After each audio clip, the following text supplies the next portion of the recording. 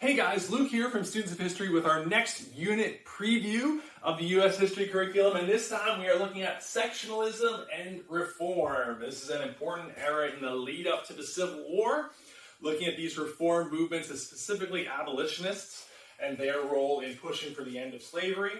This unit is about 9 days. This is on a block schedule. If you teach shorter classes that meet daily, this could obviously be 18 classes or slightly less if you wanted to condense some of them.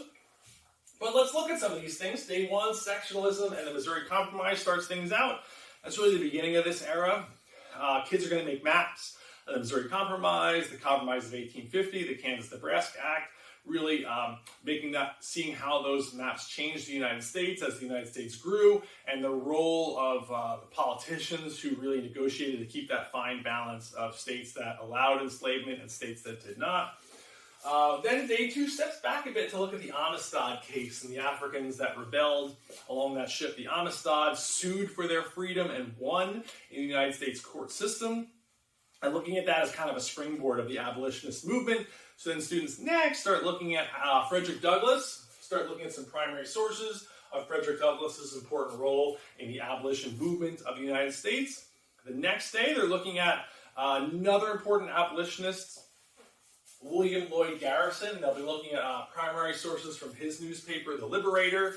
That can be a stations lesson around the room where students can analyze those in groups as well at tables. The next day, they're looking at some of the important rebellions against enslavement that occurred, whether it's from Nat Turner, and kids can analyze some of his confession, a primary source document that kids will analyze together. Gabriel Prosser's rebellion, they'll look at that as well, as long as John Brown, thinking critically about John Brown's actions and role. Is he a hero and a martyr, or was he, a criminal leading a rebellion against the United States? It's a great way to have kids think critically. Day 5, they look at some of the heroes who helped people escape slavery along the Underground Railroad. There's an interactive magic portrait lesson that brings these people alive in your classroom, whether they are, free African Americans in upstate New York or Pennsylvania, Philadelphia, or a lot of the Quakers who helped out along the way.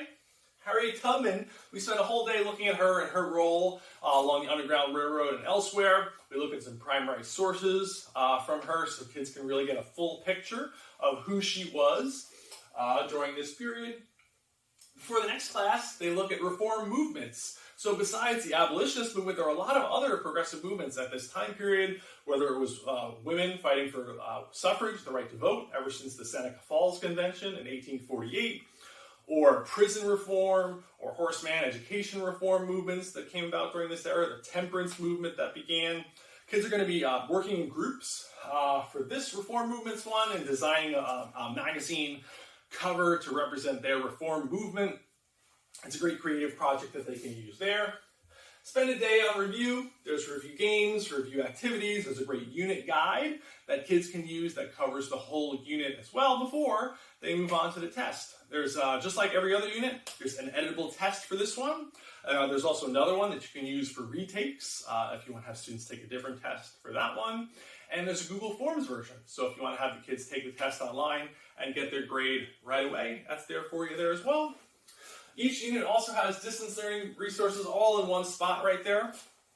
If you are teaching virtually and you want to access those distance learning resources all at once, that is there for you. This is a great unit, I think, for your abolitionists and women to look at the start of the women's suffrage movement and the other reform movements and the sectionalism that really started to fracture the United States. It's perfect for your U.S. history classes in whether it's middle school or high school. And I think it'd be a great way for you to have less stress about planning and worrying about what you're going to do each day. If you have any questions about it, please don't hesitate to reach out and I can help you out. Thanks.